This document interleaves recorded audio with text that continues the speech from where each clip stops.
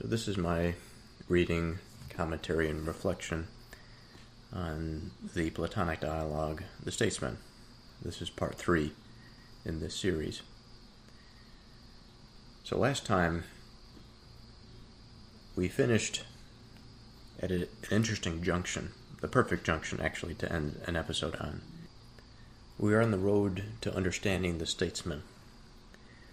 And we've just finished a section where we're trying now to differentiate the king from the impostors, and to a degree also the statesman from the king. In our previous explorations, we came to the understanding that the statesman is someone that must govern necessarily based on the nature of the charges given to him.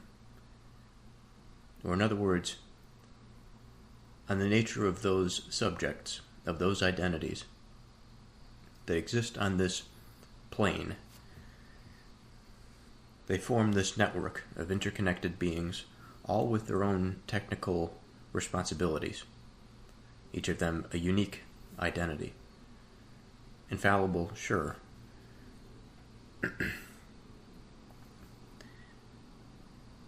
But what is necessary of the statesman is not his usurpation of the technicalities, but a facilitation and a growth of that potential, such that the society can flourish, that it can remain productive.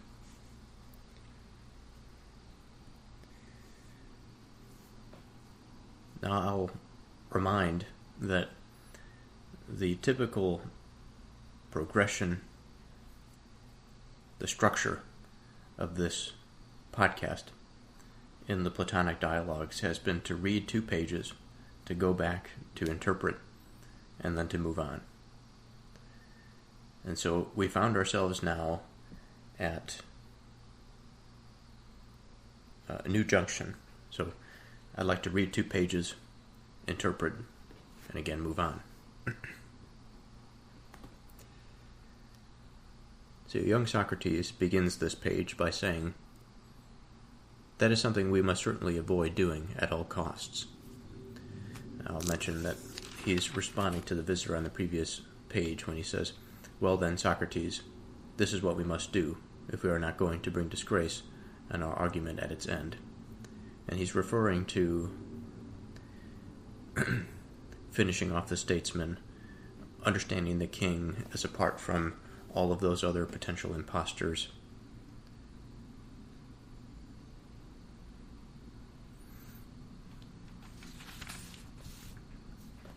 The visitor says, "Then we must travel some other route, starting from some other point."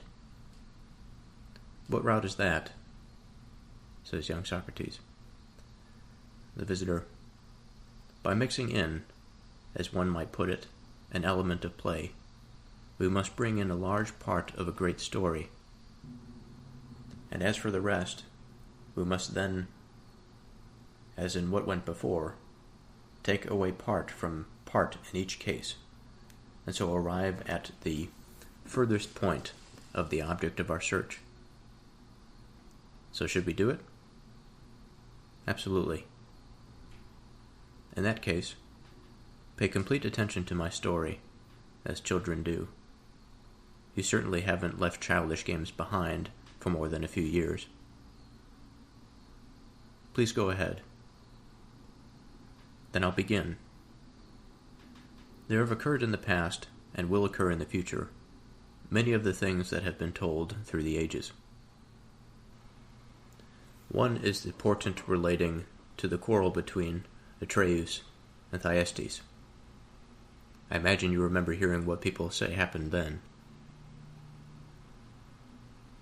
You're referring, perhaps, to the sign of the golden lamb?" "Not at all. Rather to that of the changing of the setting and rising of the sun and the other stars. It's said that they actually began setting in the region from which they now rise, and rising from the opposite region, and that then, after having given witness in favor of Atreus, that God changed everything to its present configuration? Yes, indeed, they do say this as well. And what's more, we've also heard from many about the kingship exercised by Cronus. Yes, from a great many.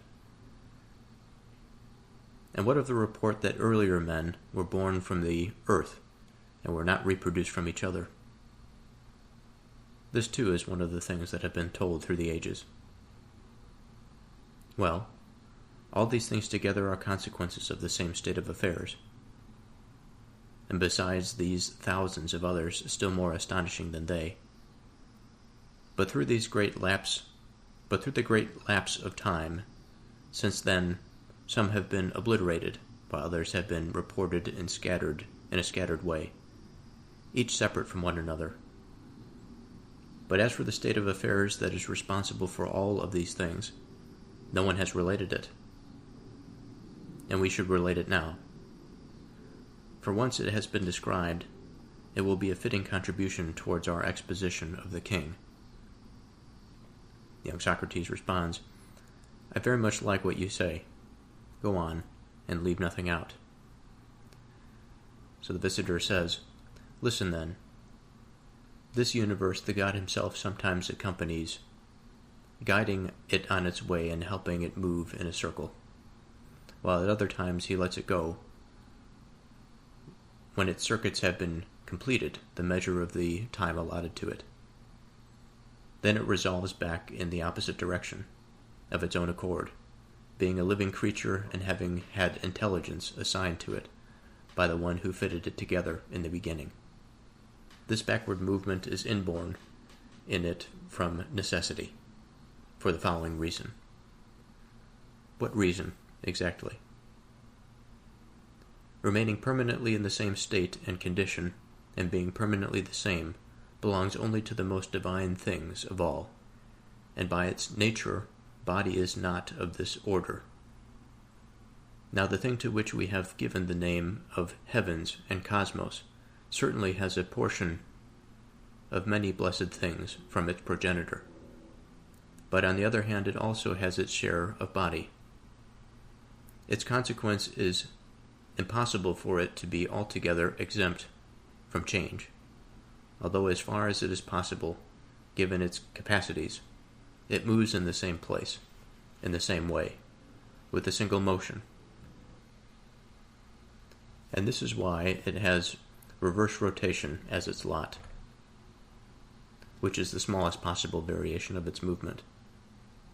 To turn itself by itself forever is, I dare say, impossible for anything except one of those who guides all things, which, unlike him, are in movement, and for him to cause movement now in one way, now in the opposite way, is not permitted.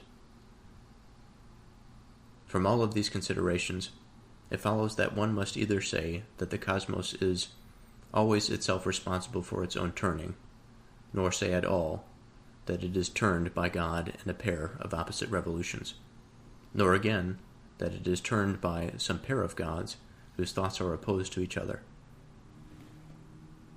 It is rather what was said just now, which is the sole remaining possibility, that at times it is helped by the guidance of another divine cause, acquiring life once more, and receiving a restored immortality from its craftsman, while at other times, when it is let go, it goes on its own way, under its own power, having been let go at such a time as to travel backwards for many tens of thousands of revolutions, because of the very fact that its movement combines the effects of its huge size, perfect balance, and its resting on the smallest of bases.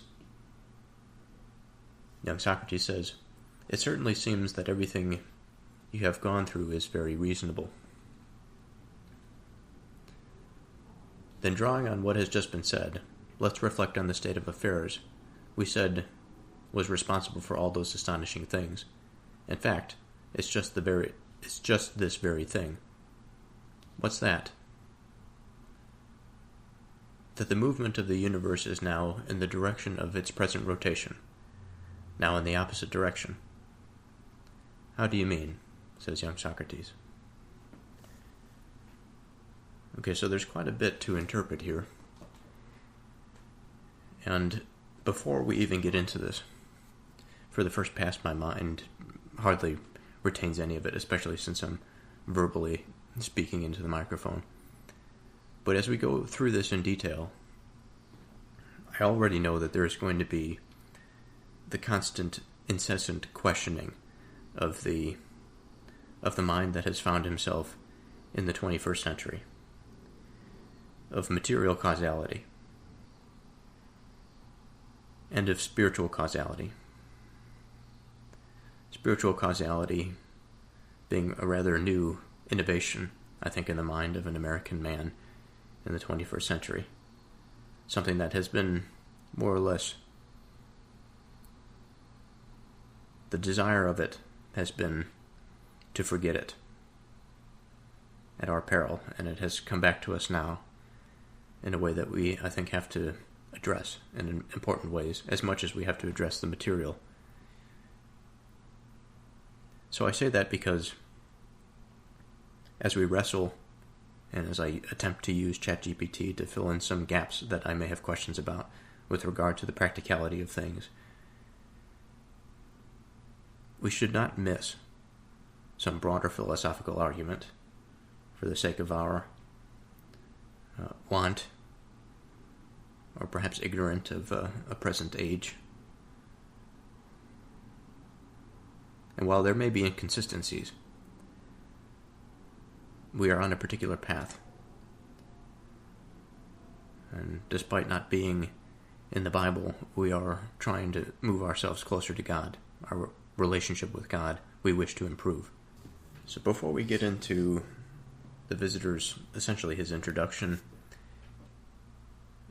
into this story, this mythological story, I want to reflect on one of these paragraphs. He says, "All these things together are consequences of the same state of affairs, and besides these, thousands of others still more astonishing than they." So he's speaking here of a few things that he's mentioned with regard to these mythological stories, about the changing of the rising and the setting of the sun, the kingship of Kronos, that men were born from the earth and were not reproduced from each other. And so it would seem like these are, big cosmic images, some difficult to understand at the outset. But the visitor is implying that he would like to connect them in some way, somehow. He says, "But through the great lapse of time, since then some of them have been obliterated, while others have been reported in a scattered way, each separate from one another." So this concept that he's referring to, these mythological stories perhaps,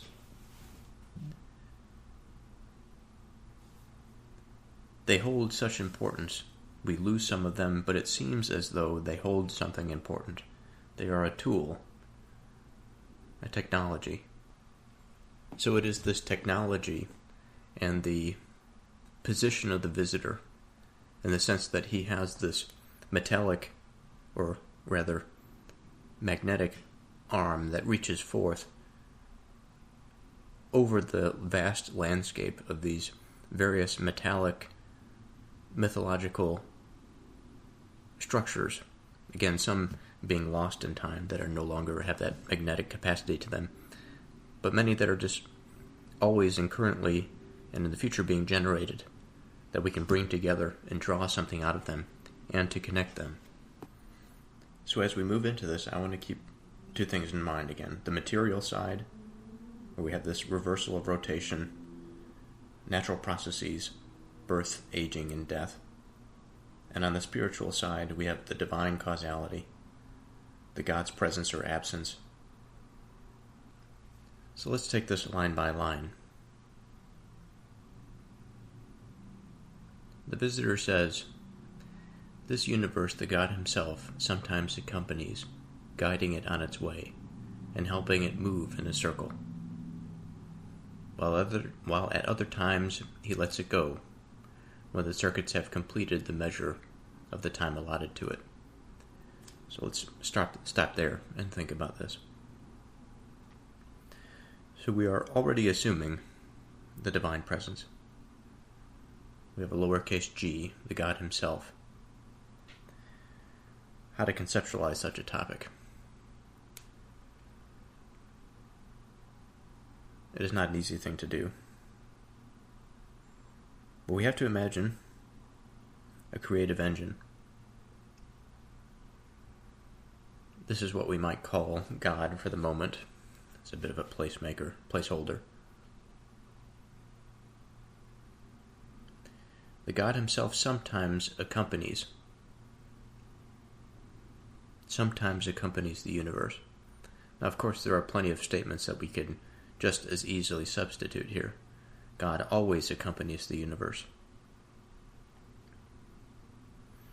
If we say sometimes, then we can account for the way in which the human being is so separated from God.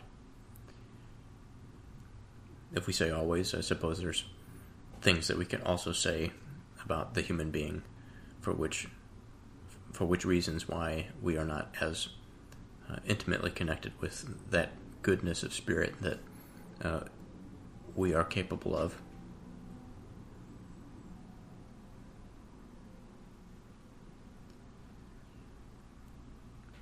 Much like in some of the earlier dialogues that we've explored, there have been sections when it dives down into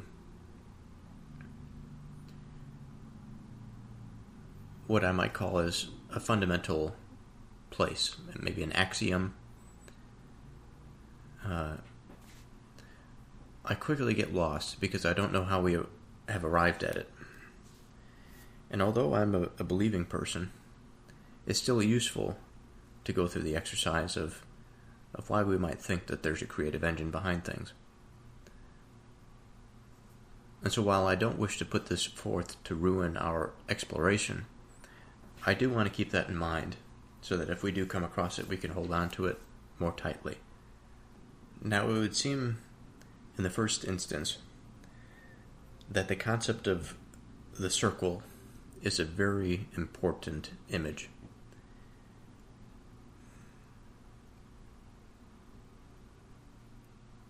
I think while we can say that there can be a point A and a point B at many different places on the circle, if we think about a cycle where one person is born, another person dies, we die, another person is born, but none of this is a complete circle. It may be a circle in terms of our own experience, our own lives, but we can expand in a fractal manner these circles out and give the circles at each level or layer a particular distinction, maybe a distinction upon which or over which a slice of reality that they may govern or that they may represent. And so moving away from just the individual circle that would represent the individual's life span, I think more in a cosmic sense. For the moment, let's think about humanity as a whole, represented as a circle. At the beginning, however we may define that, and at the end, however we may define it. Both our beginning and our end, I think both are clouded in a bit of mystery, because we've come out of this place of ignorance, but of an incredibly long period of time, until the mind finally emerged in the way that we would identify it, sort of that divine spark given to us.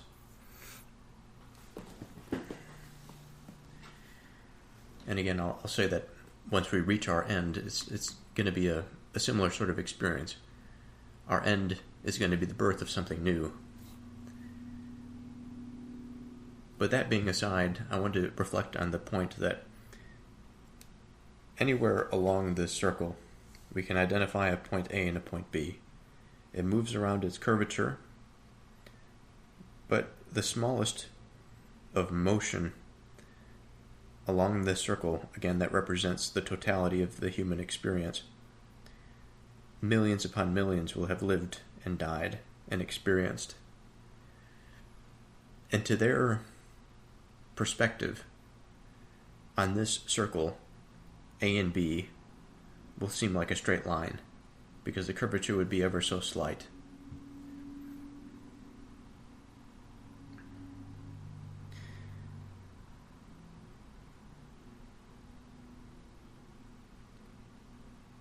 And from here I wonder at our experience of this beginning and of this ending, our role in it, our place in it.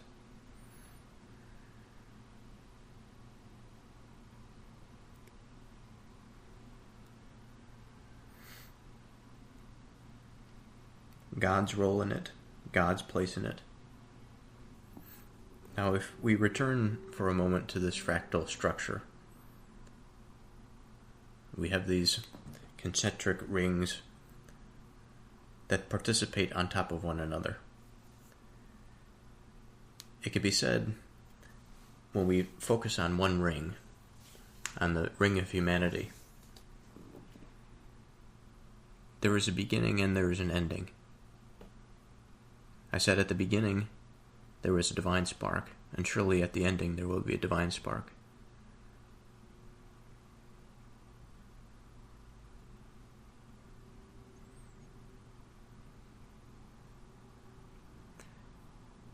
And I think that we can say that there is a divine spark at the beginning, at all beginnings, at all creative and productive beginnings. From our birth, to our revelations, to our endings or our destructions. And so that would mean that by this, the divine hand is always present.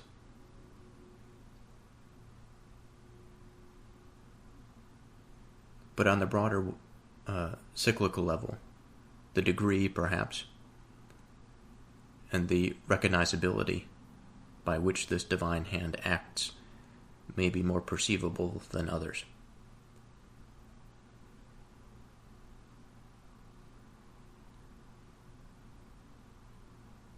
The God himself sometimes accompanies, guiding it on its way and helping it move in a circle, while at other times he lets it go, when its circuits have completed the measure of this time allotted to it. Then it revolves back into the opposite direction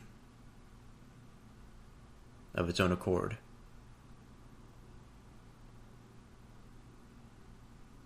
So what can we say here? So I don't want to necessarily get lost in the geometry of it. I think the geometry is important, but there are ways that we can expand outside of this, where small technical details, or perhaps large technical details, who knows really, may not necessarily fit in a particular context or within a particular frame of reference. We're trying to understand a broad concept, a broad theme in what is being said here, what is being laid out.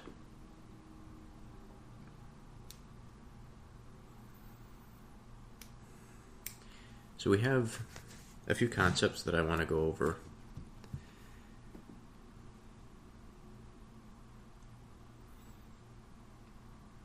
First is when he says, when its circuits have completed the measure of the time allotted to it. So there's an idea that the God that is lowercase g as it is written is responsible in some way for motion, for putting something into motion. This God, for right now at least, is an expert in motion, it would seem. And motion is more than, in this parlance, is more than just moving an object from point A to point B. The circle that we speak of here is both physical, but also conceptual, intellectual. There are plenty of things that can have cycles to them. Some of them are not as, or seemingly are not as material as others. When we say reality, it becomes difficult, I think, at a certain point, because material and immaterial cease to be productive words. When we return to our that which is and that which is not, I think we have a better productive outlet by which we can describe things. Perhaps we'll get into that more a little bit later. But thinking about the path, the circuit, that this is an enclosed system, a system that has a particular trajectory. It may or may not be determined by, or at least I should say the visitor may or may not believe that it is something that is determined. For of course, maybe it is the opposite. He says that he sets it something in motion, but he leaves it be. He lets it go. There's this freedom under sort of the determinate nature of the constraints or of the initial conditions that were set by it. Set by God, I should say. He brings up the measure of time. Now, time is an important dimension in our understanding of physics. It is a unique thing. I have to wonder, sometimes I wonder if time is just the product of the mind that sees it, such that it is a functional dimension for us to use, because we are finite beings. It makes sense to us to look at things this way. And then at other times I think about the absoluteness of time. That of course there are things that can be measured from time initial to time whenever.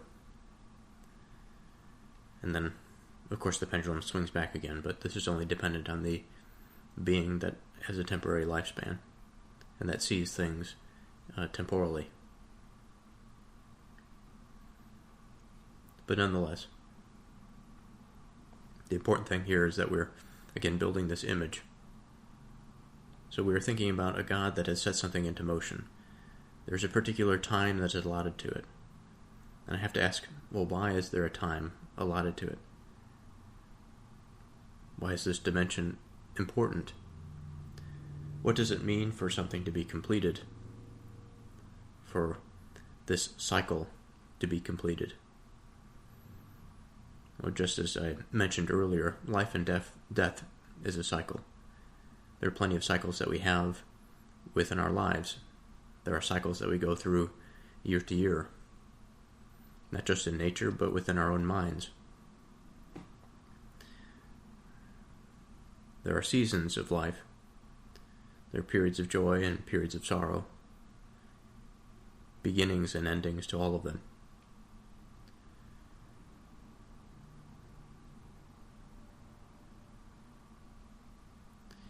He says, then it revolves back in the opposite direction. Now here I wonder about the nature of the opposite direction. Is he meaning to imply that everything that has occurred is to occur again? Or is it to mean that when it goes in the opposite direction, that then there is a new opportunity for experience? There's a way in which I think this can be conceptualized in the former, in the way that if there has been a trail that has been traversed, if one is to go back there to refollow or retrace their steps, the experience is not the same under the first initial condition as it was on the second, on the return.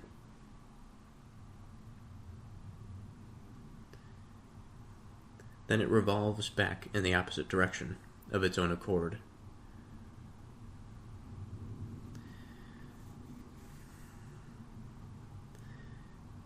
of its own accord. Now the it is what is referred to here as the universe. I think the universe might be a bit misleading as well.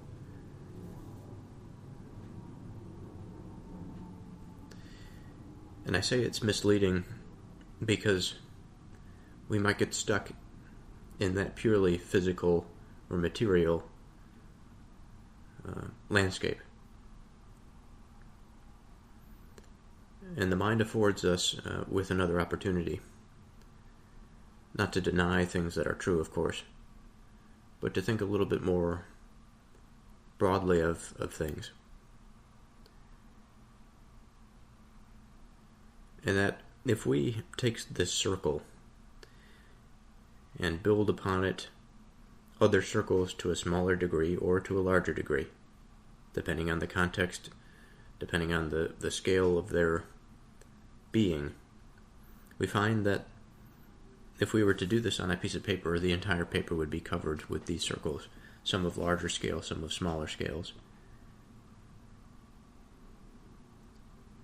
And motion that is set to one of these circles will inevitably affect motion to the others. And that one small push in some segment of these circles would lead us to a motion or a productive energy, perhaps, a productive spirit that innervates all of them.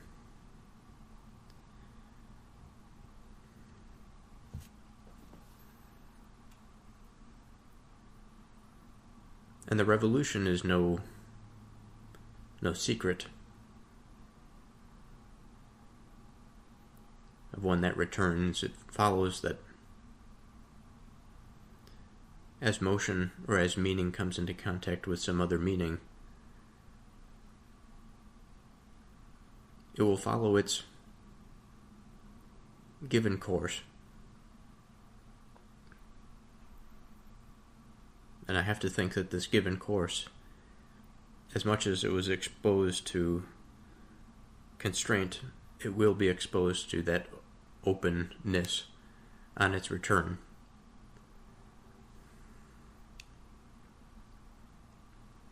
Now, this of course is not a satisfying description. It gets us somewhere, but it's not entirely satisfying.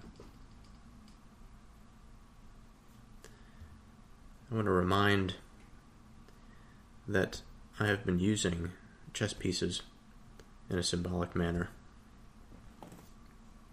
The pawns are meant to illustrate difference or otherness. I've expanded the analogy that the pawns that are associated with the queen being the principle of that which is not, non-being, they are the ones that occupy this difference or otherness. And the pawns that are associated with the king, who symbolizes that which is or being, are the ones that identify thingness. They identify that which is. And those pawns that identify that which is not from those pawns that identify that which is are really no different. They participate in the same experience. Both are necessary. But when I see them, and I see them looking at this potential image that we have of all of these circles that are interconnected with the arrows that indicate motion around their circumference,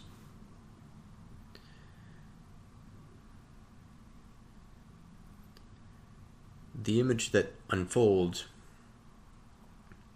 as I've already said, is something that is quite interconnected. But it is something, if it is acted on,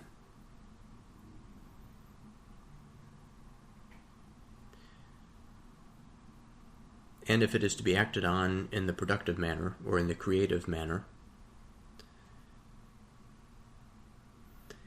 it is to be generative of new circuits, to use the language that's consistent with the visitor. And if it is to be productive or generative of new circuits, then the motion is going to be different. These new circuits are going to integrate with other circuits. And there's no way, by the sheer complexity and vastness of the whole, that it would maintain in one direction all the time. We've discussed this in The Sophist. If there was something that maintained such a constancy that did not allow difference, then there would be no identity. Conversely, if there was something that only occupied the principality of difference or otherness, there would be no thingness, and there would just be nothing. And so we have this relationship between that which is not, between the productive energies and those that conclude, maybe we could say.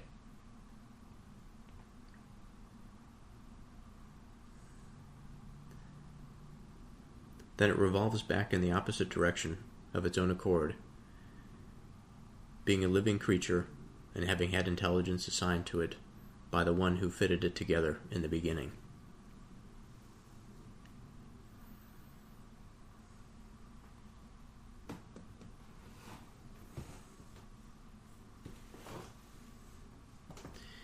And so here's an interesting twist on this. It would seem that there's an implication that the thing that had set everything into motion actually permeates all of it. And by this permeation, there is a liveliness of the whole, while the whole cannot be said to be the thing that set things into motion. Maybe I should distract this away. God is being a non-being. So both God is not that which had caused all of these interactions, the rebounding, etc. And God is. If we take time initial, God is. He is the identity that had done so. If we look at the difference, the multiplicity of identities, it's going to be impossible to see God in that. Well, not impossible, but it's not going to be of a similar type of observation as we saw with the hand that moved, that started the whole thing.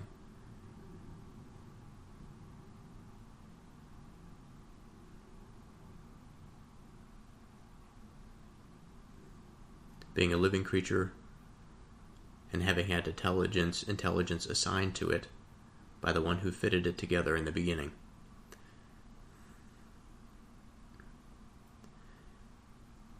And so I see an extension, perhaps, of the hand of God, because what has occurred by the initial movement has been a generation of something similar in kind to him. This is our classic Genesis metaphysics. Now we could say that this is the human being, but I'm thinking a much broader concept. I'm thinking about the interrelatedness of this as a whole, of these circles. That this thing itself has brought to itself a degree of awareness, of agency, whatever that might mean.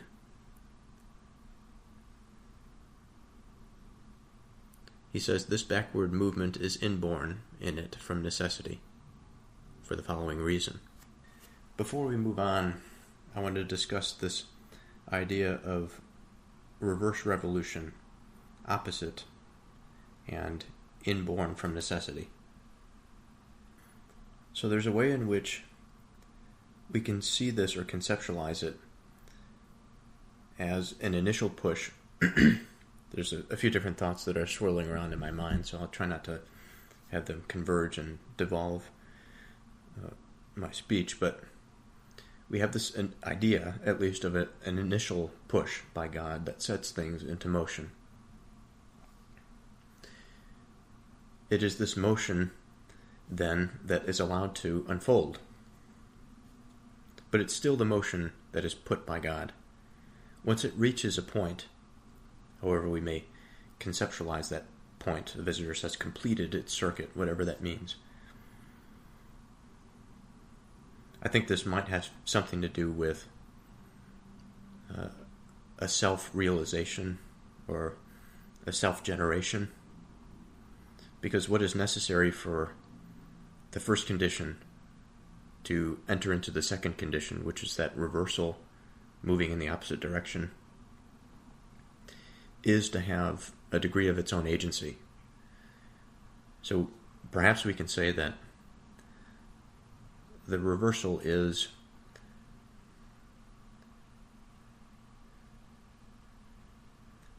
the reversal, and perhaps even the completion of the reversal, is the result of both a God-governed and a self-governed model for reality. And in this way, I think, much like foundational principles like that which is not and that which is, being and non-being, we have the idea of the inside and of the outside. The inside of the self, the outside of the environment. The inside of the internal influence, the outside of the external push.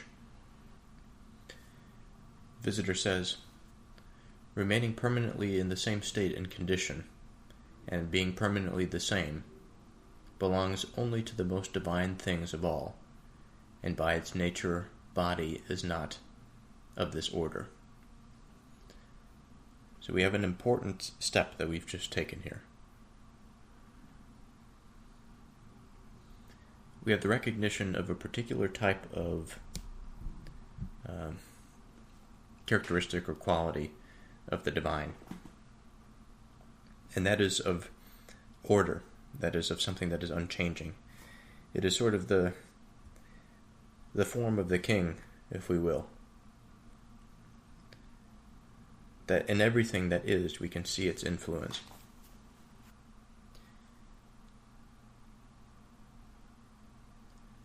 And he says, there's two things. I want to discuss the idea of permanence, that of the unchanging. Mentioned it briefly with the king, the form of that which is. It doesn't necessarily mean that this thing, the idea of permanence, doesn't mean that it doesn't articulate with change. I think if something that is fully orderly, a fully constituted self, it may certainly run up with change and difference, but it remains the same in the face of it. And it may move itself, pieces of itself, into this unfolding change. But it is the fountain by which, feeding into this bubbling up, unfolding thing, I think like a pot of boiling water with a particular substance in it, like, for example, milk. If one is to make like a white sauce or something, when the milk is in there, the bubbles build on top of one another. And in this way, we see all of the things that constitute these bubbles. The source, of course, is the milk in the water, let's just say the liquid in general. And there's a source of that is unchanging, because it causes that process to be. Without it, there would be no such process. Now, the other thing that I want to speak about before we move on is the concept of body, and how important this concept is. This is a concept that has so much religious language wound up in it.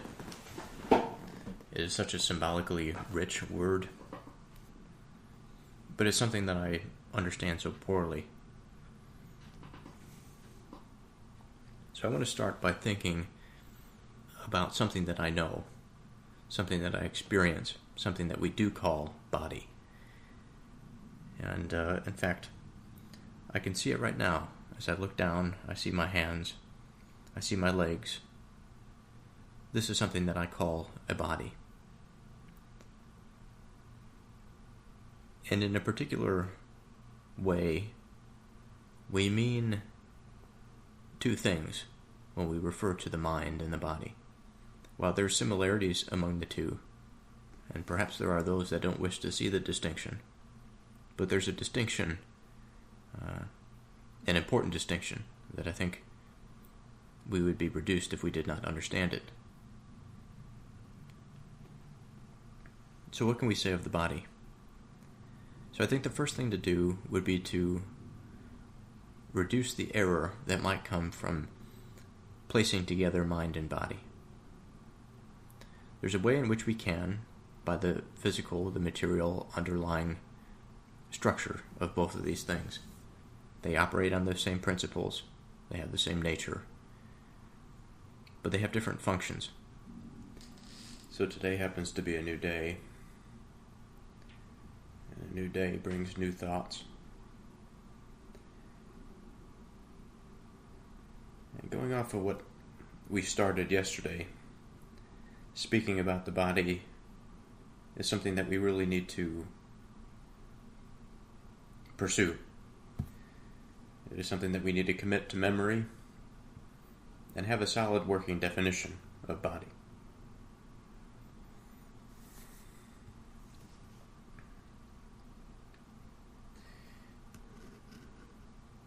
So yesterday, I remember that I wanted to explore the implicit understanding of what the body is. I'm an embodied creature, surely I should have some idea about what it means to be embodied. So if I start by asking myself the question, what is the body? I could say many things. In the first instance, I'll say that it is something that gathers information. The body is full of different types of receptors, from mechanical to chemical. And while the body doesn't necessarily, and if it does, it's to a minimal degree, it doesn't process information. It gathers it from all of these receptors. It sends it to a central source, it shoots it up to the brain, where all of that neurological activity can take place. And there can be this experience of consciousness, of selfhood.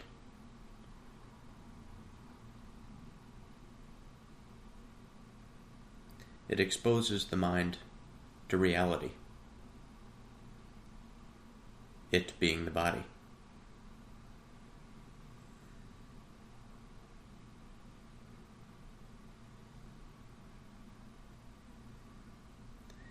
The body is also a transmitter. We could say that it is a transmitter of information, that the products of mind are put into action through the body's expressions, whether it be through its extremities or through facial features, through communication, through speech.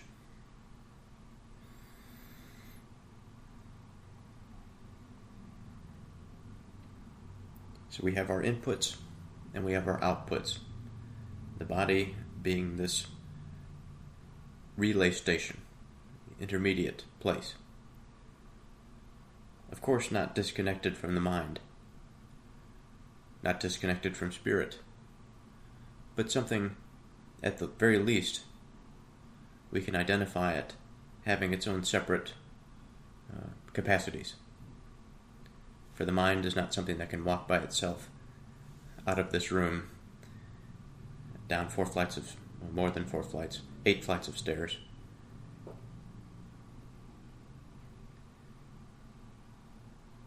and into the street. Now, there's an important distinction when it comes to the divine, as it is separated from body. And this is the idea of permanence. The body, or our bodies, are not permanent structures. They are given to finitude. They have a definite end. And as I think about this, I think about the extension away from this. Meaning that when we think about a creature that is more finite than another, we could play around with the term finite, but if we take, for example, any number of insects and compare it to a human life, we take a healthy specimen of the insect, a healthy specimen of the human being. Say we take a healthy species of cat, a domesticated cat or a domesticated dog. These sorts of things also have a more finite lifespan than us. We scale up past ourselves, we think about creatures not only that can live past our experience, maybe a tortoise or one of those sharks that live 300-400 years, but also an animal that has that intellectual capacity. So a degree of permanence that is combined with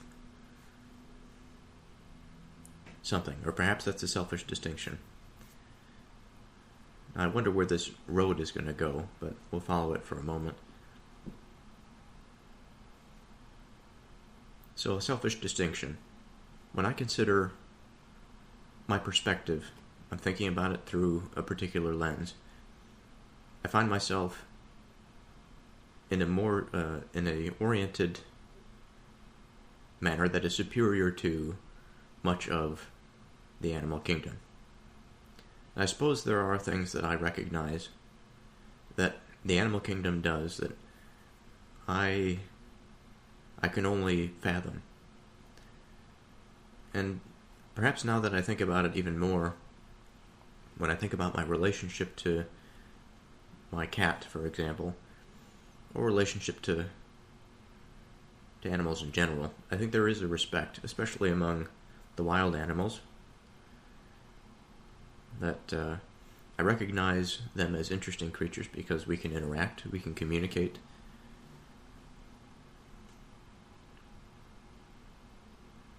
But there's a strong separation, especially when I move myself back into the affairs of regular life with my domesticated cat and my friends and family. Our society and our civilization is a strange structure, itself separated from much of nature. Of course, there are elements that live close to it and interact with it, but our survival is within the system for the most part, for the majority of us. Now, I don't necessarily say this is a good thing or a bad thing, but I mean to say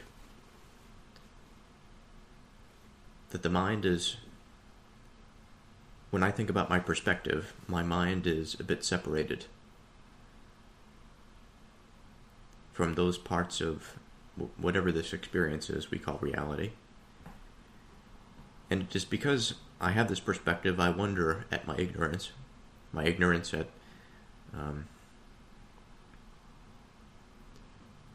my reasoning towards the divine, because bringing back the thought here for a moment, that we're talking about permanence and that scale of permanence. The scale of permanence being, as we get farther down it, we approach more of that divine being, the more permanent it happens to be. But of course, as we identified already with the tortoise and the human being, and then sidetracked a little bit on the perspective of the human being and how that plays into this, how that changes the value factor. When we think about the tortoise and the human being, the tortoise can live much longer. So they have, by that standard, at least a greater degree of permanence. But would we say that they are more divine on that scale than the human being? I tend to say no, but I reserve a little bit for that perspective of ignorance by looking through my own perspective. Now, my conscious experience, I think there are a number of identified reasons why the human being might be considered a little bit more progressed on that divine scale. That is, the ability to even consider it. I would make that a sure thing.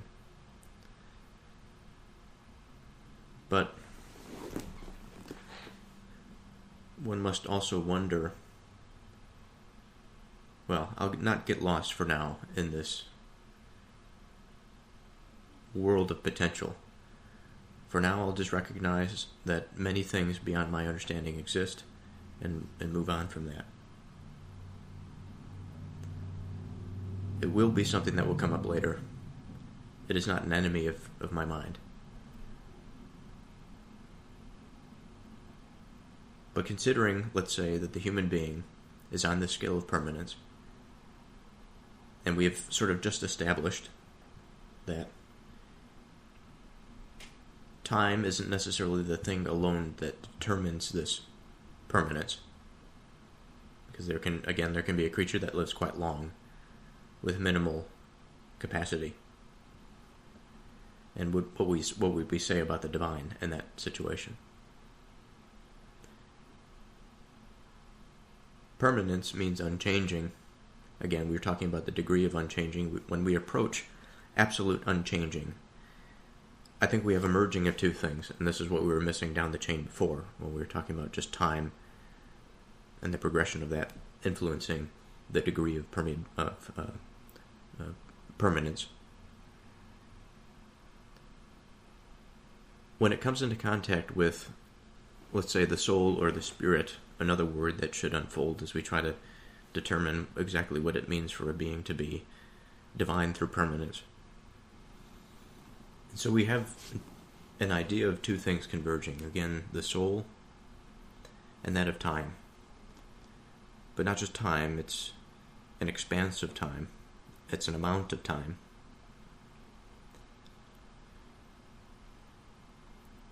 And I think we can draw another parallel between the way in which these two intersect at some point and the way that the soul intersects with another term at another point, and that is the body.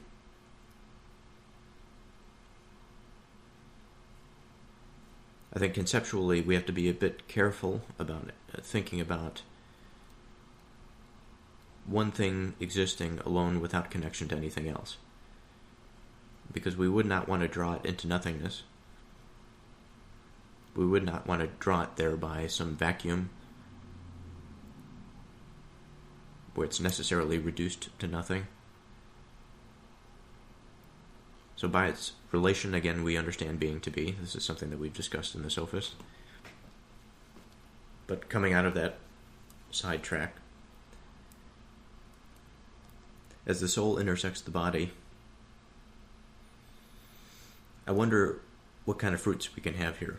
Again, what I'm trying to do here is to establish, and I think we have to a degree, establish this concept of permanence as it relates to the divine, but also expand this idea of body, which we have discussed.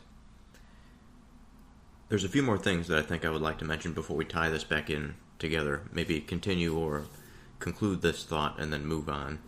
But he mentions permanence, remaining permanently in the same state and condition.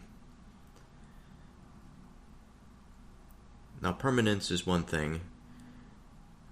With these two other characteristics, we have state and condition. We have to remember the language here, that we are speaking about permanence inside of something. It's inside of state and condition. So the state is a position. Actually, from the Latin status, We have standing, position, condition, situation.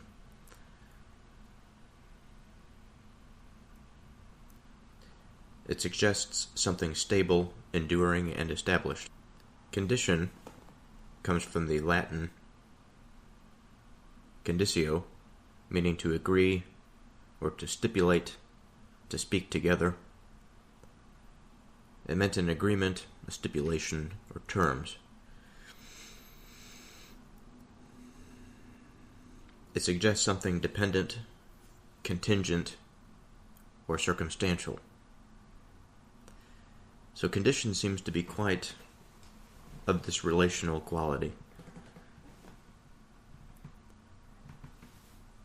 It is dependent on something. It must interact with something.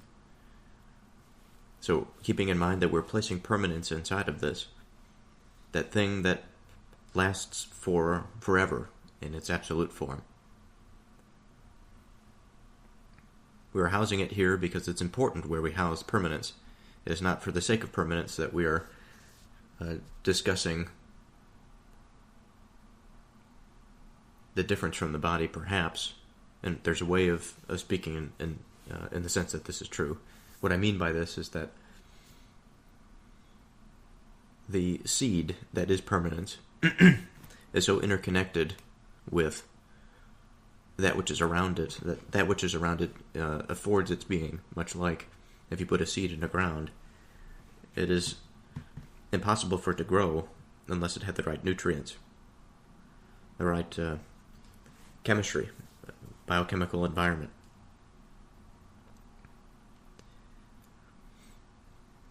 So I think about condition in this way, a seed of something.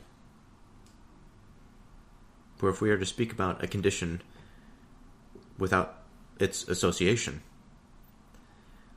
then we have to think about it in terms of that which is.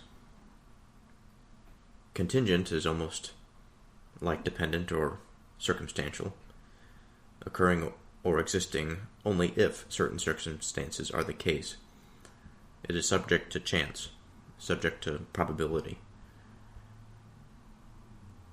And circumstantial, of course, it requires those surrounding events, whatever they happen to be. The existence of something else that is probably the simplest form. And then the ways in which the existence of something that is maybe expanded on its depth and intricacy, how that relates to what we speak of when we say condition. And when we think of permanence, it would seem difficult to identify permanence in this place on something that is so dependent upon something else. Because in this environment, it seems like we have such to go back to the circular analogy, that these concentric circles are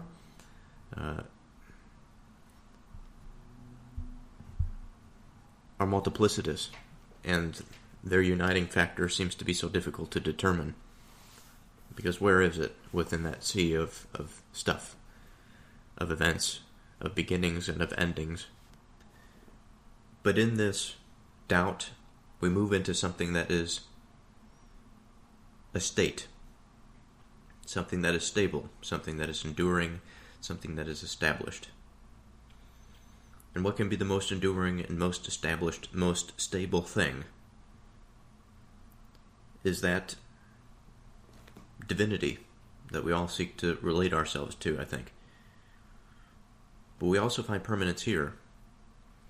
And it seems it's the marriage between the permanence of the state and the condition that we find ourselves in such a place of experience. And it could be a bit of a distressing thought if we think about our experience and about the fact that our bodies will fail, and that realm of participation that is the permanence of the divine, that rests within both the stable and enduring state and the dependent and contingent condition, will be closed off to us, at least as we understand ourselves to be. As a matter of selfhood, in this form, it's only a temporary thing. We can believe in an afterlife, but I have to wonder about the potential for deception when we enter into the territory of considering ourselves to be in the vein that we consider the divine to be, that is separate from an experience of us. Now, we may share in the divine experience, but it would mean that that strong, independent aspects of self that we experience all the time, that's perhaps accentuated by our culture, must necessarily be resolved in some respect, that it must be brought to an appropriate ending for a different type of beginning to exist. Now, that can take two forms. It could take the form in the sense of transcending oneself on the collective, and it could take the form, I think, in terms of the divine adding to itself, I guess, or unfolding itself. I think unfolding itself is best way to put it. Now, perhaps I should mention that I don't deny another path here, but the two that I see are these. And of the collective, I say this perhaps because the way that the human experience continues, how its spirit continues to grow and to change, is through successive iterations, generations. But then perhaps I consider the way in which,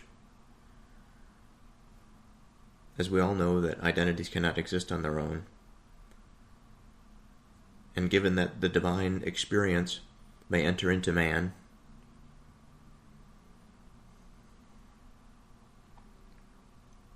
orient him in such a way that he grows towards that divine thing. However that relationship might change, I don't know.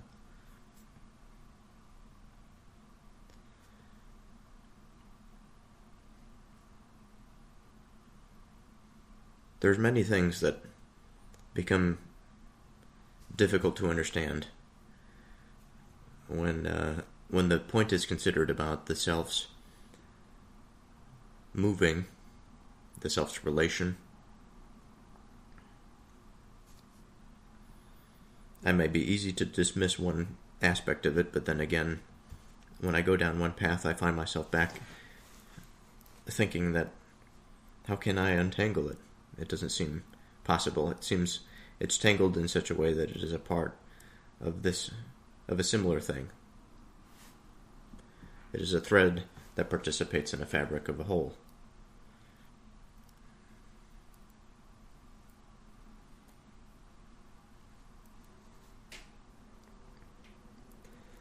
However, wherever we may find it beyond our immediate experience, the fact remains of this immediate experience, of our participation with body,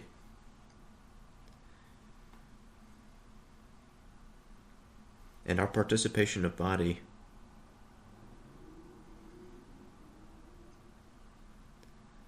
not only does it provide us with a particular perspective,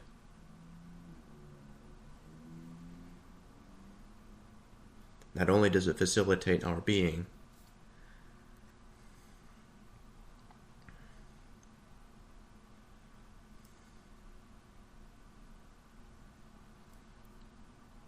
but it offers the possibility for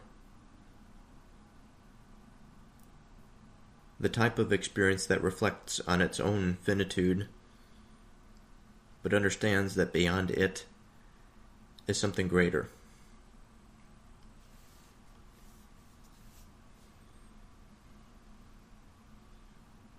Now, I'd hate to end on such a broad statement,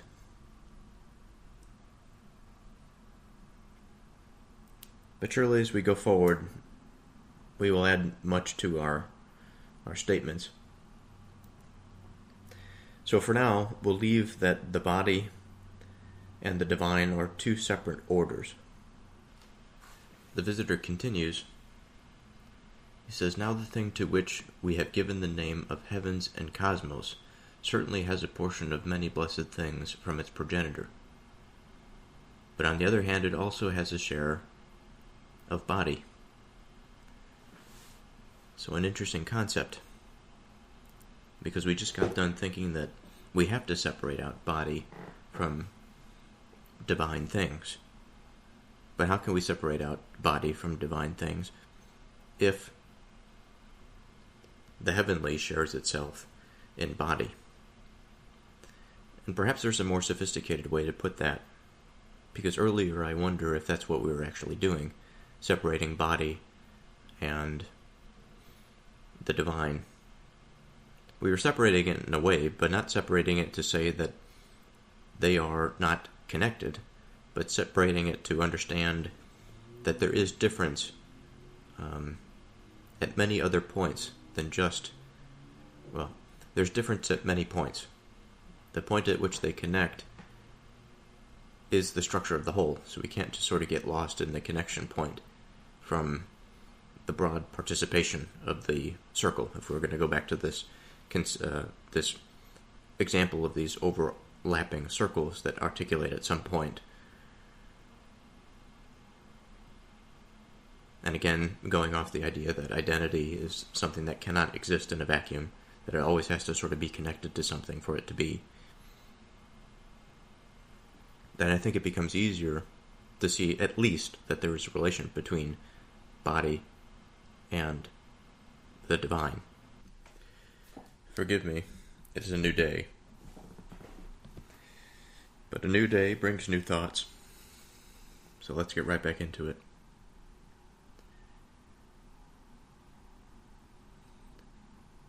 The visitor, again, he says, "Now the thing to which we have given the name of heavens and cosmos certainly has a portion of many blessed things from its progenitor, but on the other hand, it also has its share of body." So a new concept by which we can see the body. The heavens and the cosmos, something that has been given blessed things by its ancestor, its parent, by that which it descends from.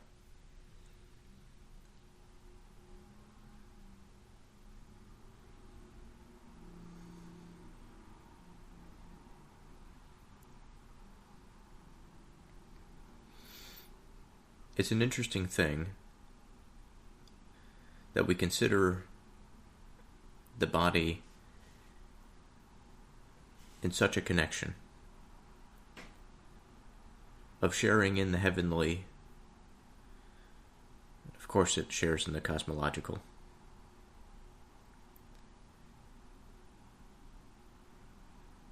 Because as far as the mind is concerned, this is my mind, perhaps, much of my upbringing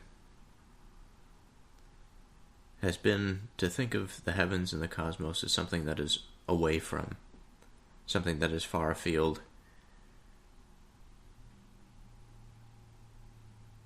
But if it is to be something as intimately connected to me as to be experienced in body in this life, as it is to be experienced in mind, then it's truly an exciting thing. Now, I think that as I've gotten older, this has become more and more apparent. It's almost difficult to see it in a case that is other than this. But still at this point, I think the thoughts that come to mind are, well, certainly we are trying to establish a solid structure for mind in its participation with body, and exactly what the through line is to this whole thing. That surely the heavenly and the cosmos being pierced through by the progenitor, by being the result of that creation, that creative process, we have something to identify.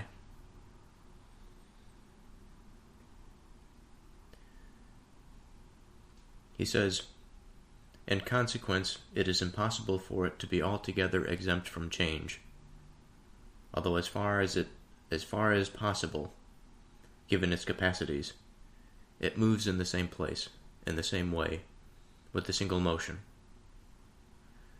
So let's pause there.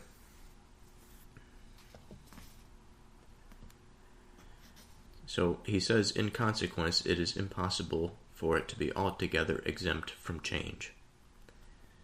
It, I would imagine that he is referring to as the heavens and the cosmos.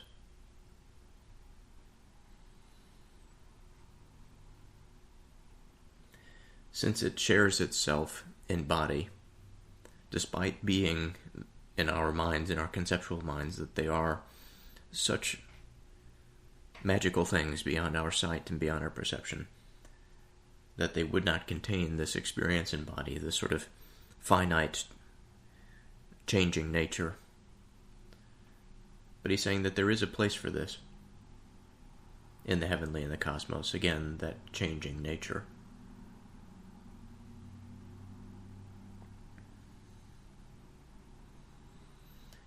He says, although as far as possible, given its capacities, it moves in the same place, in the same way, with a single motion.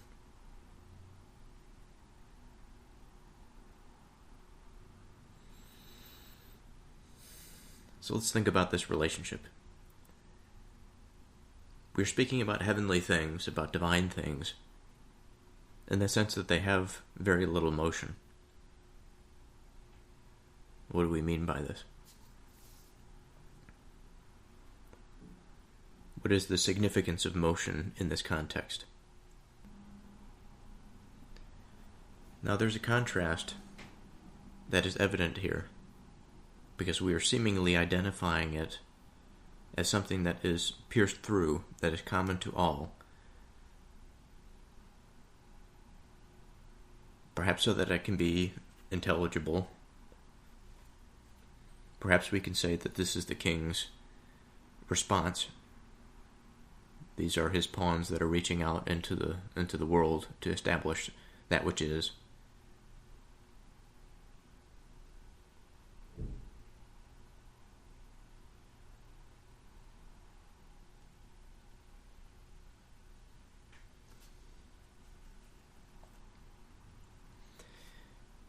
But what we seem to be working on is identifying particular aspects of what we might call reality, of course, but this doesn't get to the heart of it.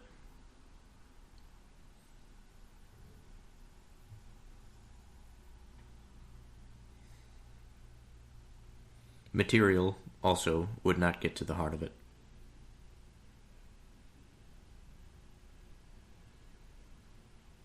But there's a way in which what we might refer to as fundamental substance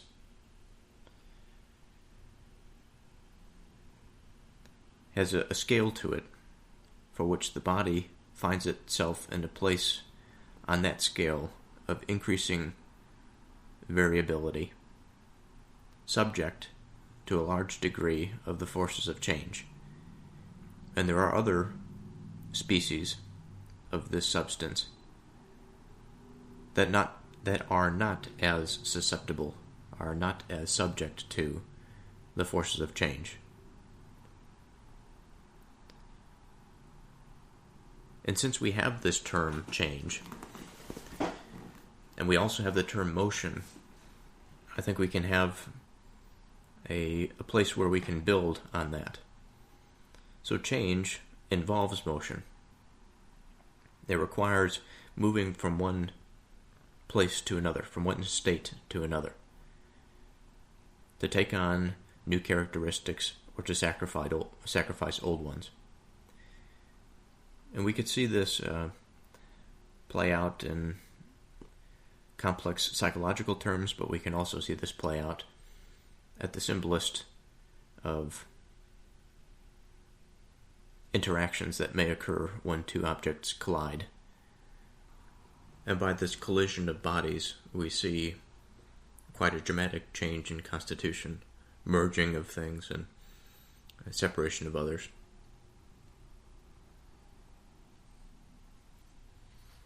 He says, although as far as is possible, given its capacities, it moves in the same place, in the same way, with a single motion. So we have something that is subject to change, but is quite sturdy. It is quite principled. He says, and this is why it has reverse rotation as its lot, which is the smallest possible variation of its movement.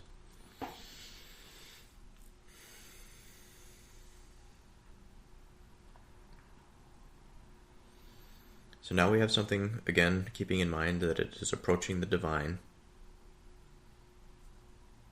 It is the thing that we have given the names of heavens and cosmos.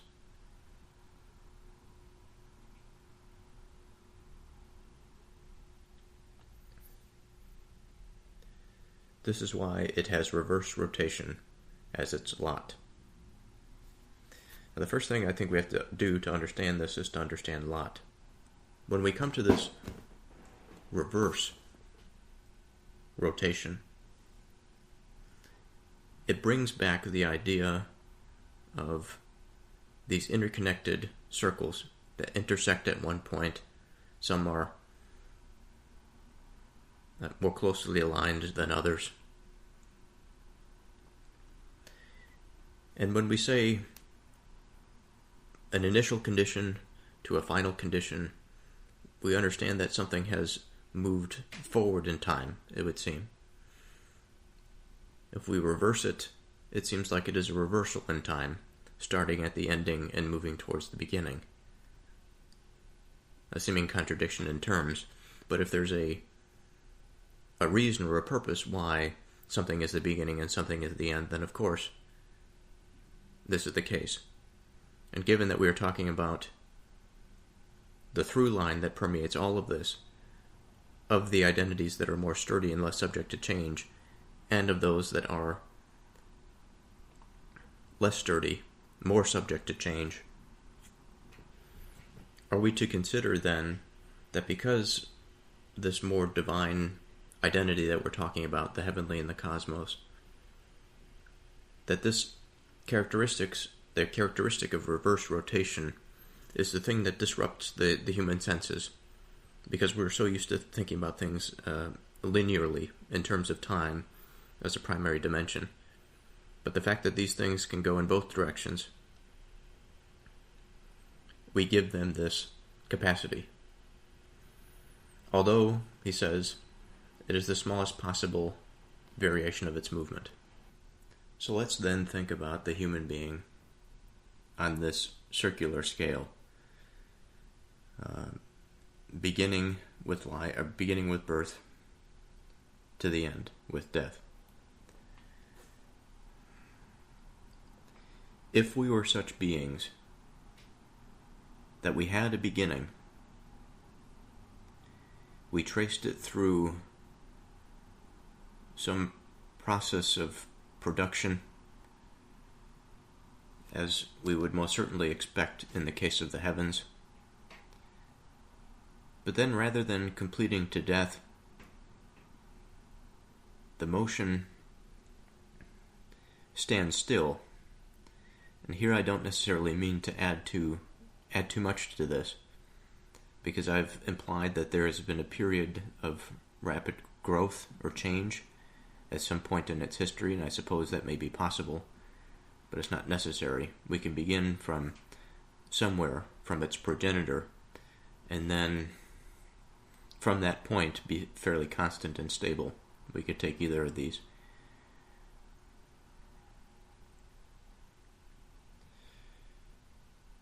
And I think actually if we look at the human being in this way, we would have something similar to the first example, because we have come from something that was quite simple and extremely variable, and then we have found a degree of permanence in ourselves among a vast difference in the cosmos. But again, we take this other thing, which I'm not really sure how to view it, because I don't necessarily view it in the same way that I view the human mind. I suppose we can attribute to that expanse, which is the heavens, as affording the possibility of agency and of intelligence. But it is not that, per se. God, I think, is separate as well. There's relations, certainly. But there's a complexity here that needs to be unfolded. Thinking once more about this circle that is the cosmos, we're thinking about a system that we live in.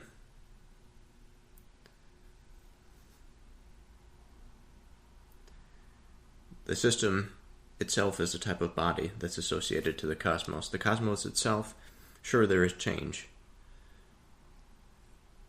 But on the whole, it doesn't change to such a degree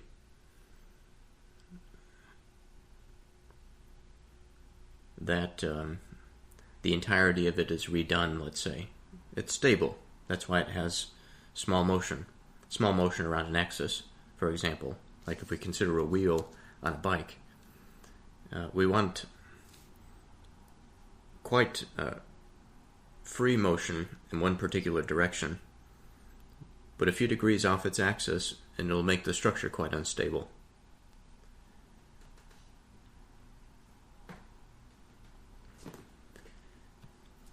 So the visitor continues, "To turn itself by itself forever is, I dare say, impossible for anything except the one who guides all things, which, unlike him, are in movement."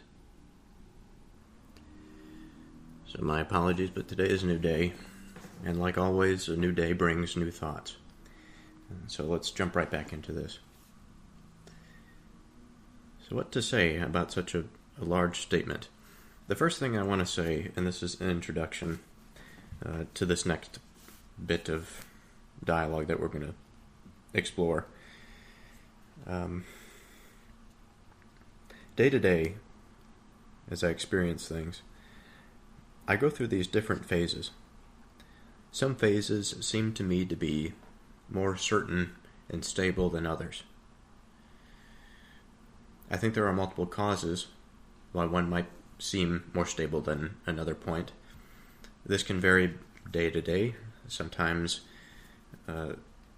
week to week. Certainly the pattern can be identified year to year, where there are different pockets in a year where I feel a particular way, and that influences my behavior, etc. There are days that, on the days that I feel unstable, sometimes whatever I'm reading, whatever I'm doing the podcast about, in that particular day or week, can influence that weakness or the strength.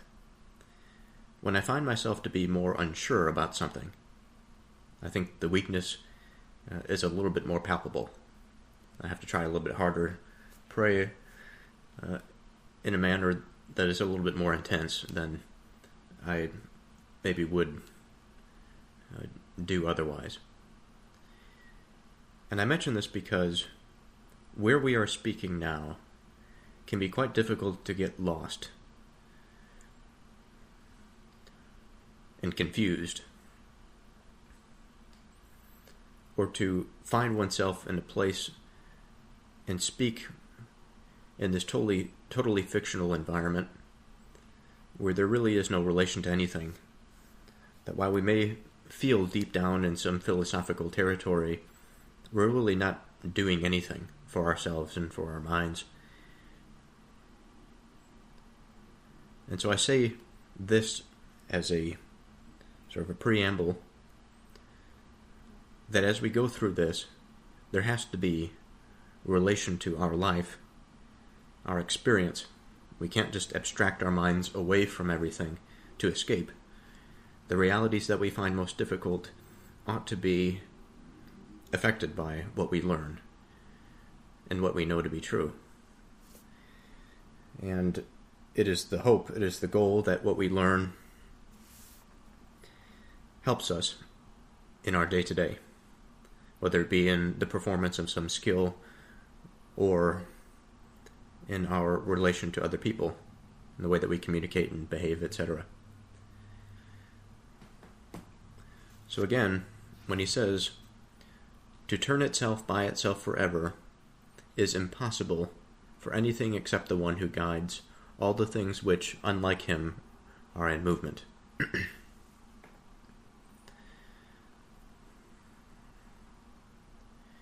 So it's surely understandable that as, again, we imagine this scale of things,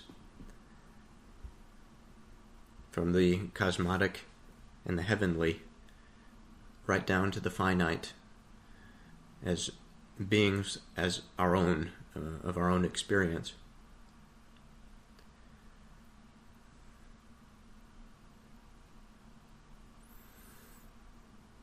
It's easy to imagine that all things other than God are subject to change.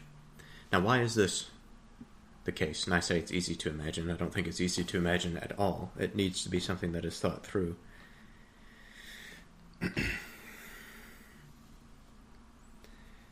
Sometimes I struggle with axioms, fundamental starting places that are arrived at too quickly. Either I've missed it, or it is by some leap that we have gotten somewhere. I'm not opposed to the leaps as long as we can fill it in, so to speak. And despite my own beliefs, how I live my life, even the most fundamental of these axioms, whenever they are encountered, I think it's important, it's prudent to confront them anew, even when it comes to an expression or a reference to a primary mover, the thing that does not change, does not move. So let's go back then for a moment and think about these things that are under that umbrella of the cosmological, or the things that undergo the smallest physical change, or smallest change in general, because physical might be a bit limiting.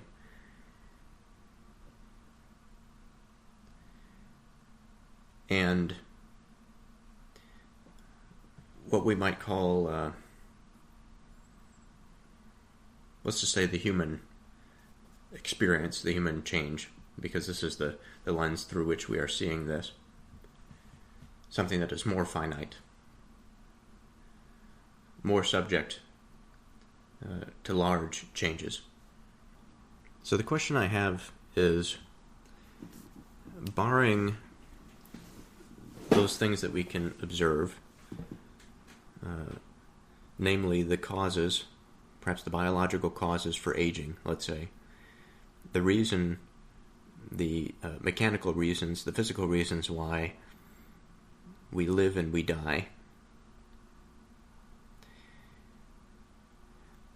While this sort of technical knowledge, I think, is extremely important, the method by which we get to that understanding is extremely important.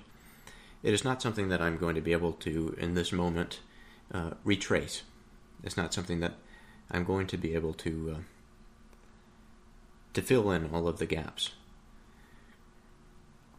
And it's not something that is needed, because when we take it into the divine realm, or the heavenly domain,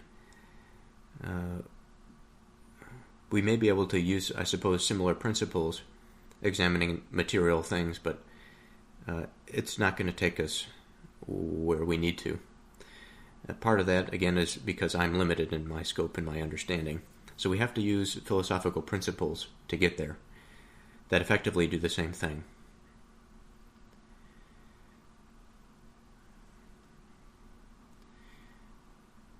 So in considering my life, how I have aged and where I happen to be physically, and how my mind has changed since I was younger.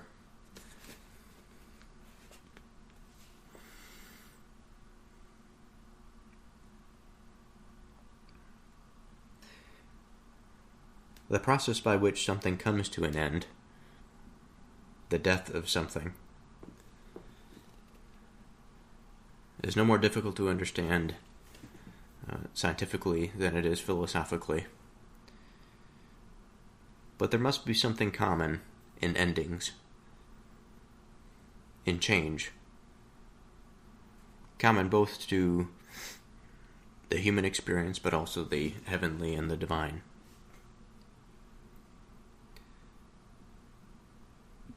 So when something comes to an end, what we see is a stoppage, what we see is a change in state or condition, as we had read about earlier in the paragraph.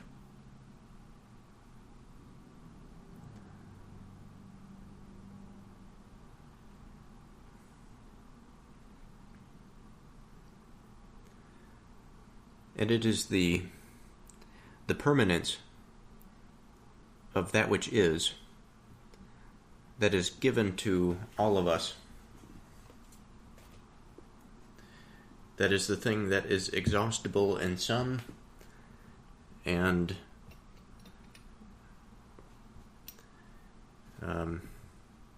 inexhaustible in another situation. And what I mean by this is that the source of that which is not something that can be exhausted. For if it was to be exhausted, then everything that is downstream of it would eventually, by running through its relations and sacrificing as it must in order to maintain its identity in relation to other things, will cease to be. The water will dry up, everything will die.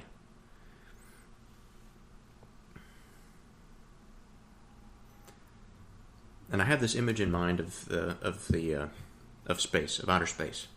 Sometimes there is this association between the cosmos and the universe in that physical sense, and the cosmos and universality in slightly another sense. But in this way right now, the image in mind, I think about the universe. I think about how all of these galaxies are moving away from one another. And we believe this to be the case because we think that the universe is expanding. And in this space, we have many things that we can identify have existed for a very, very long time. And their interactions with other things have continued for a very long time.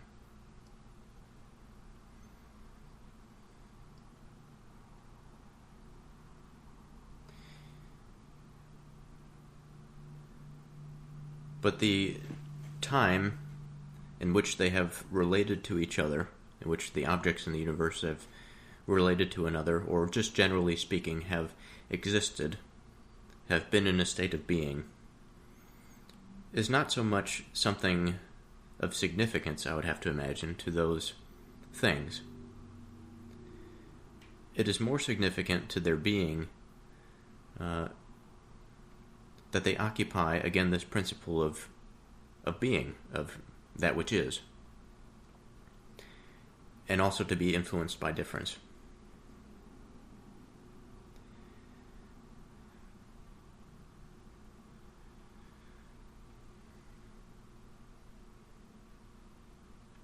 And while some things may change more readily than others, some may be more related to things than others, it still begs the question that their being and their finitude have a bizarre relationship. That my ending, that my death, is going to be a part of a process through which there had to be some beginning, through which there was some creative process that I had came to be. The same is true for something as finite as I am, to as something that is long-lasting as a star or a black hole.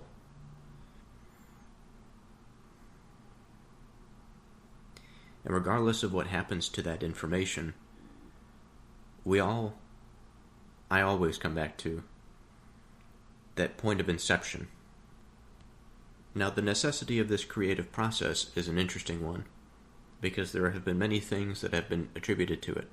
Here we see that there is a primary mover, one that does not change, one that is constant. We could say that it is the principle of that which is.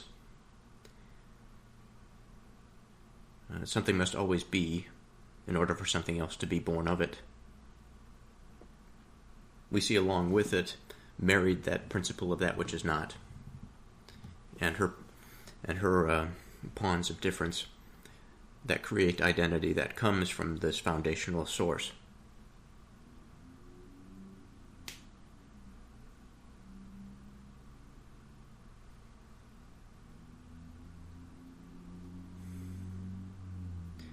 Now, as movement is subject to change, we've established that things that are quite strong in their nature will eventually come to the same end as a human being, with some degree of personal autonomy and agency, and having a soul and a will and all of that. The visitor continues by saying, and for him to cause movement now in one way, now in the opposite way is not permitted. Now this is different from reverse rotation. Reverse rotation being the least disruptive change. Now, movement in the opposite direction would be the opposite of the creative process, I think, necessarily. That would be towards absence, destruction, for the sake of destruction. To reduce that which is to nothing. Not even to reduce that which is by producing identities.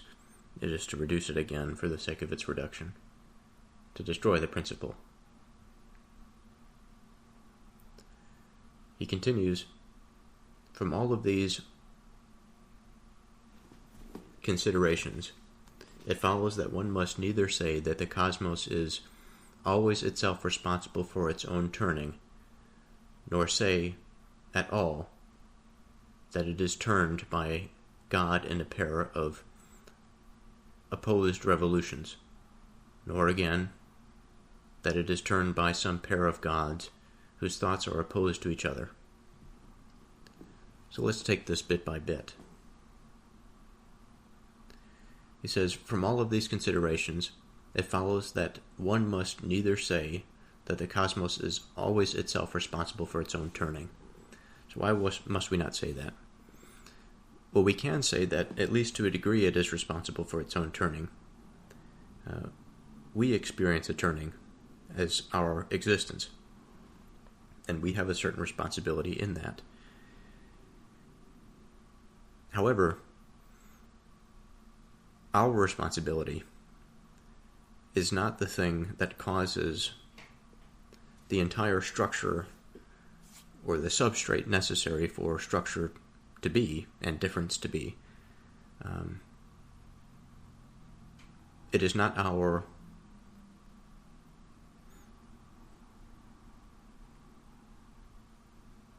responsibility for that type of creation.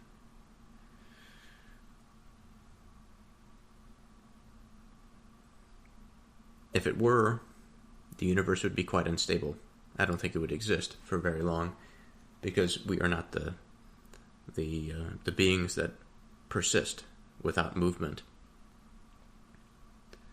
We participate in the being that persists without movement. We feed off of its order. We exist off of its order.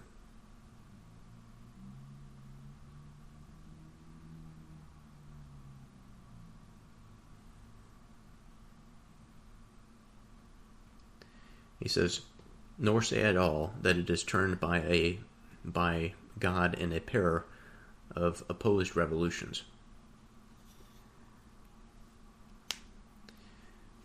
Now, opposed revolutions would be a bit of a contradiction, because there would be a negation of the creative process. And we can't have a negation of the creative process if things are to expand and to be made different.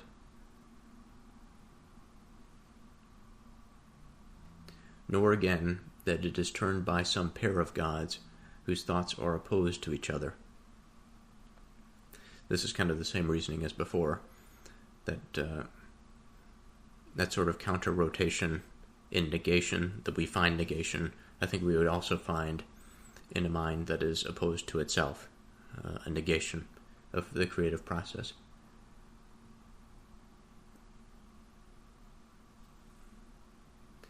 He says, it is rather what was said just now, which is the sole remaining possibility, that at times it is helped by the guidance of another, divine cause, acquiring life once more and receiving a restored immortality from its craftsman, while at other times, when it is let go, it goes on by its way under its own power, having been let go at such a time as to travel backwards for many tens of thousands of revolutions, because of the very fact that its movement combines the effect of its huge size, perfect balance, and its resting on the smallest of bases. So this last part of the paragraph, I think, is important to spend a little bit of time on. He says, it is rather what was just said now, which is the sole remaining possibility, that at times it is helped by the guidance of another, divine cause, acquiring life once more and receiving a restored immortality from its craftsman. Okay, so what do we make of this statement?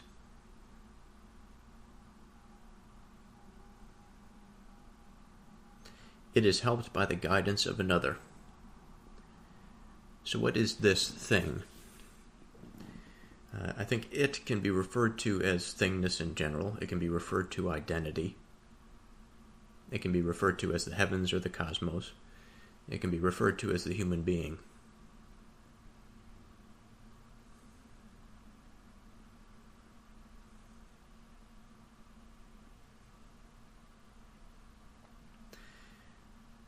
Guidance of another, a divine cause. Now, the divine cause is the place of stability. It is wound up in the principle of that which is. Perhaps we can say it's a formal domain that holds these things, but that would just be a mental placeholder. It would be easy to get lost there.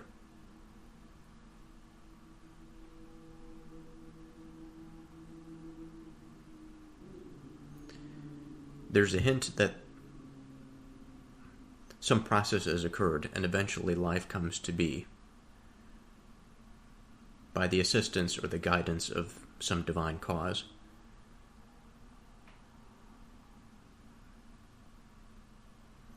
Receiving a restored immortality from its craftsman.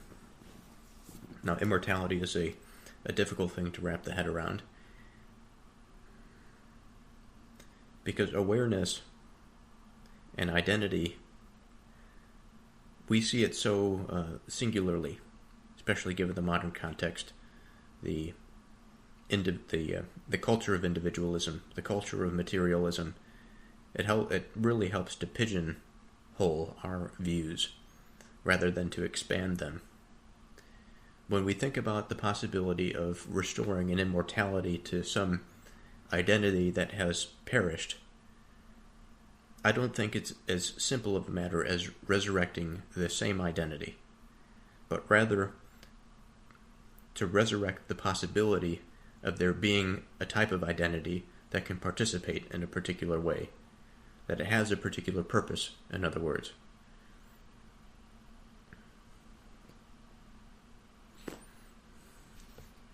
He says, while at other times, when it is let go, again, that creative process is allowed to unfold The agents, if they exist in that creative process, if they have come to be in that way, will do similarly to produce causes that are divine-like, and to create things in a manner of their production, as they do with their own being, having sex and producing offspring, for example.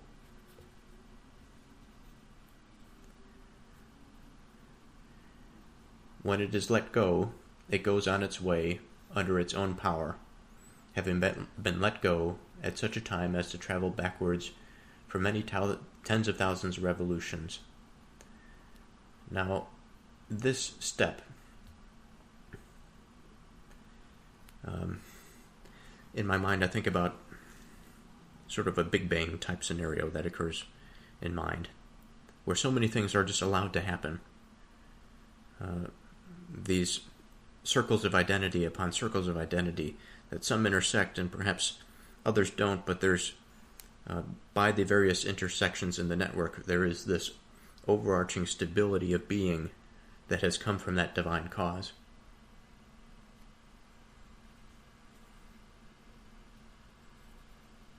He says, because of the very fact that its movement combines the effect of its huge size. So the movement being of some creative process of change that is occurring, and the huge size affording it probability. And so when we have things that are in movement, articulating with one another, with nearly an infinite number of connection points and possibilities, we have the emergence of something that is quite profound and complex. Perfect balance, and it's resting on the smallest of bases. The smallest of bases, I would have to imagine, is the divine cause. Now there's one concept here that I want to focus on a little bit more, which is that renewal of the form's participation in being. Because much like I was attempting to do earlier in identifying within my experience those principles of change, of the beginning and of ending, and of relating this back to a much broader cosmological scale. I think that when we think about the form, let's say the form of the human being, there is potential there, like in many things, for confusion. The form is where I want my mind to focus. And I'm imagining varying degrees away from identity. So, for example, if we imagine, instead of a singular human identity, like the human identity that is speaking into this microphone, and we imagine just that broad form of human experience, of human existence, that is still quite particular. The question in my mind is, at what point does the form become something that is preservable, let's say, and when divine intervention is needed to restore order or structure, that what does it mean for the reverberation throughout the whole? What does it mean for the identity of the human being? Is the human being in that form to be combined with other forms, in the sense that of all things that can come to be, I'm sure there are plenty of living things out there in the cosmos that we are unaware of, just based on the sheer scale of it. But if we are to say that other things participate in conscious experience and identity and selfhood, that maybe this is a broad form, much like the divine craftsman can be the absolute form of thingness, and within that it occupies the identity of agency and of individual identity. And the possibility for it exists upon some sort of realignment. And while whatever may come about next may not necessarily be human in its exact form, at the very least, the participation in that which is from an independent agent is still there, may still be there. The craftsman ensures that the cosmos, instead of collapsing, begins again, receiving this immortality afresh. Much like a lamp whose flame is rekindled before it goes out.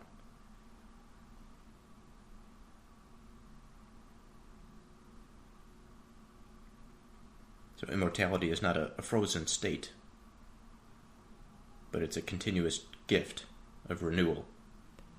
So I think I'm going to end this episode here and continue next time with the Statesman.